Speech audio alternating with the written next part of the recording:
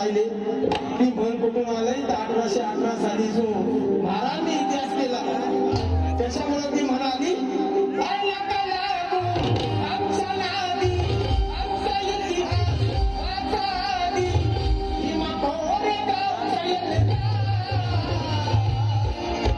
अरे लढला आमचा एक एक महार त्यावेळी त्या काळी